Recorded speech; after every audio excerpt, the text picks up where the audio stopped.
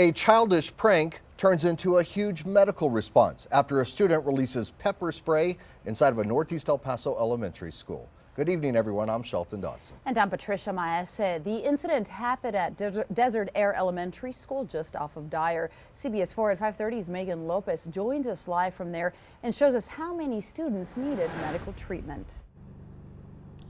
Patty, we're told that this happened in a portable classroom, so not in the Desert Air Elementary School campus main building, which is what you see behind me. The El Paso Fire Department says that about 20 people needed medical treatment. The initial 911 calls came in just before 10:30 this morning. The Isleta Independent School District says a student brought that pepper spray canister into a 6th grade classroom where 28 students were learning and then released it. None of the students needed to be taken to the hospital, but parents were given the option of taking them home or taking them to the hospital themselves. The other students who were not affected were moved into a different classroom for the rest of the day. Parents I spoke with say they immediately started calling the school and their kids to find out if they were okay. I asked her, "Are you okay?" And she said, "Yes, Mom." And do you hear what happened? And she told me what happened. I've never been pepper sprayed in my life, but from what I've seen, it's really irritant, and I couldn't imagine what my 7-year-old would go through if, agonizing things go into her eyes. I mean, if a hair gets into her eye, she's crying hell, bloody murder. We don't know yet the extent of the discipline that the student who brought that pepper spray to school will face, but in a statement, YISD said, quote, "The student code of conduct, a disciplinary measure, will be followed." Now, parents were sent an automated message this afternoon just letting them know what happened in the incident today, and students were also sent home with a letter, according to the district. Reporting live in Northeast El Paso, Megan Lopez, CBS 4 at 5:30. All right, thank you, Megan. And we have new information tonight on a fire at Western Refining last night. State and federal investigators are now taking a closer look at recent incidents there at the refinery. Now, Wednesday, the plant experienced a sulfur leak that's along with the blaze that fire crews were battling yesterday. The Texas Commission on Environmental Quality confirmed that they're monitoring the sulfur dioxide leak. A spokesperson says they notified the regulators about the leak within the 24-hour reporting period. Meantime, the Occupational Safety and Health Administration, or OSHA, is handling a separate investigation. It stems from a death at Western Refining in December. A former El Paso police officer is under arrest accused of impersonating, of all things, an El Paso police officer. A DPS trooper pulled over 39-year-old Michael Arzaga on Loop 375 in far northeast El Paso Thursday afternoon. Police say that Arzaga showed the trooper an EPPD identification card and said that he was currently an officer. The trooper then checked that claim and discovered Arzaga was no longer deployed with the department.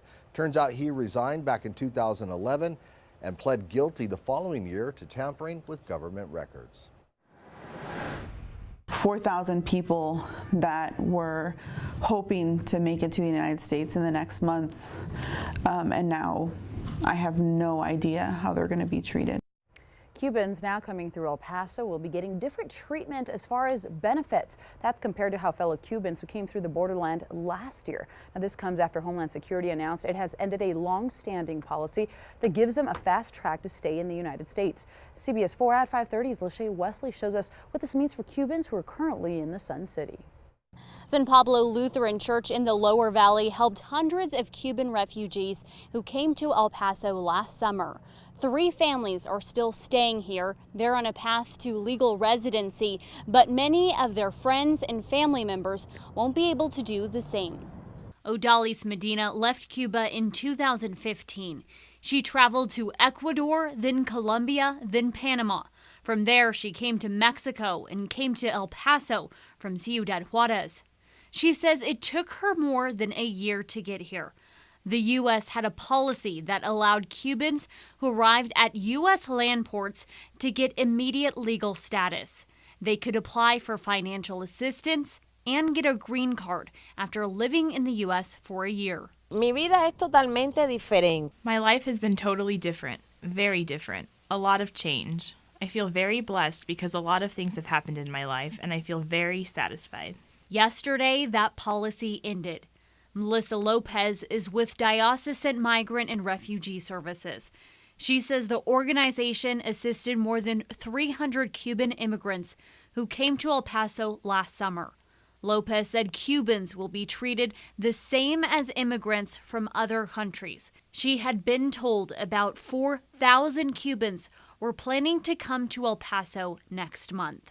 Cubans are effectively going from being able to apply for one of the more straightforward immigration benefits that exists to the most difficult immigration benefit and most complicated immigration benefit that exists.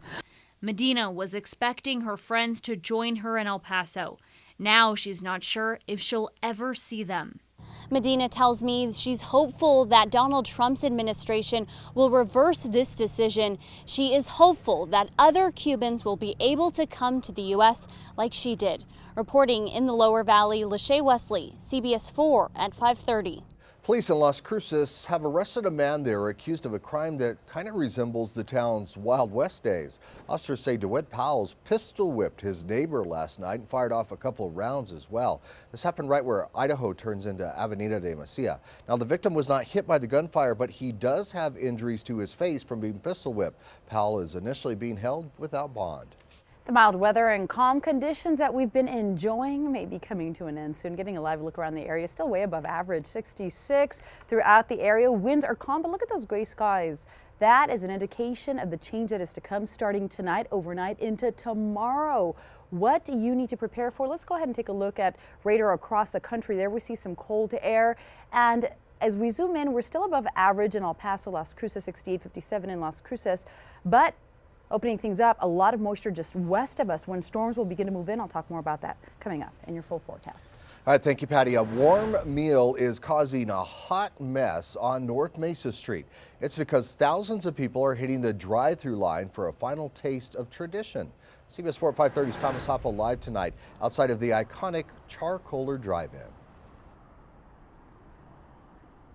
This is how traffic looks right now. It's pretty congested, and take a look. It goes all the way down to the drive-in Charcoaler, and it's between Sunland Park and Mesa Hills. And it's all because of this restaurant. And every drive-in, the right lane is waiting to go through the drive-through of Charcoaler. And some drivers tell me they've been in line for an hour and a half, and that has traffic backed up. It's pretty congested consistently throughout the day, but it's during rush hour like this when the traffic has gone even past Sunland Park.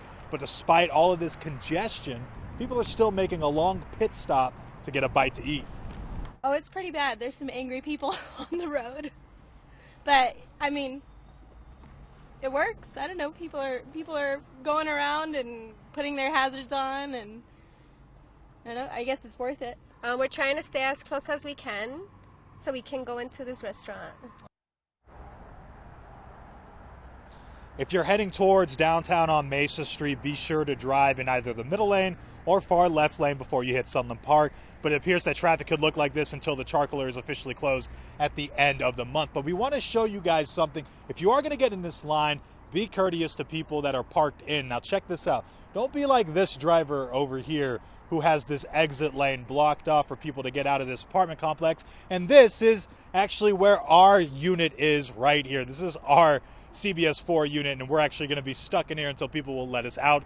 So if you're here, be safe and be sure to let drivers pass through. Reporting live in West El Paso, Thomas Hoppo, CBS 4 at 5:30.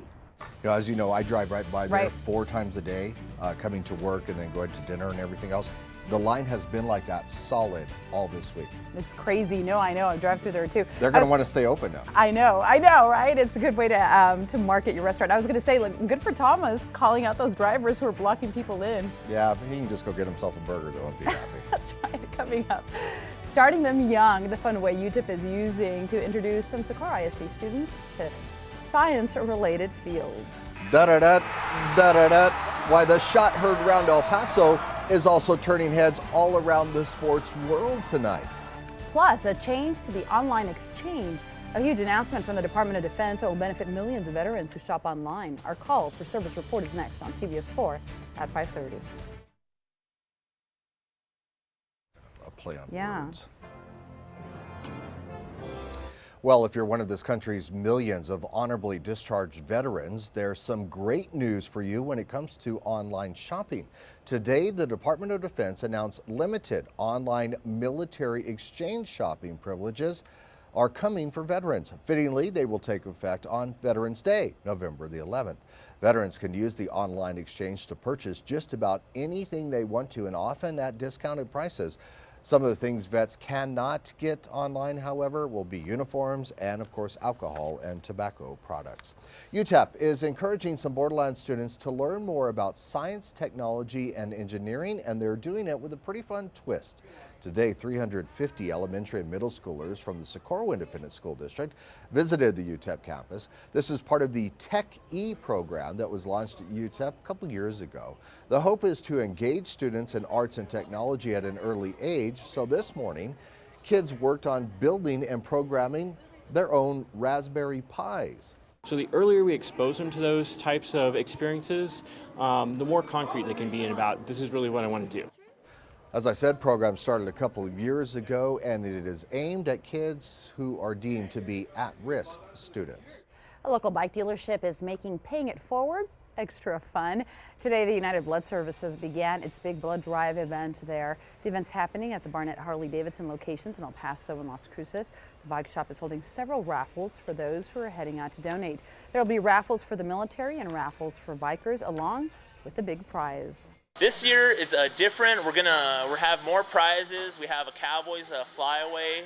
So if you donate, you can enter to win not just a Harley, but to go on a trip to go see a Cowboys game next season. The blood drive is happening every day from 10 a.m. to 5 p.m. through Monday. Up next, a leg up on the competition. What this wounded warrior has achieved that is dropping jaws in the sport of powerlifting. And it's warm temperatures and sunshine, but we're starting to see the transition into the beginning of your weekend weather when you can expect wind and storms. When they're going to arrive, I'll talk more about that next on CBS 4 at 5:30. SISD story.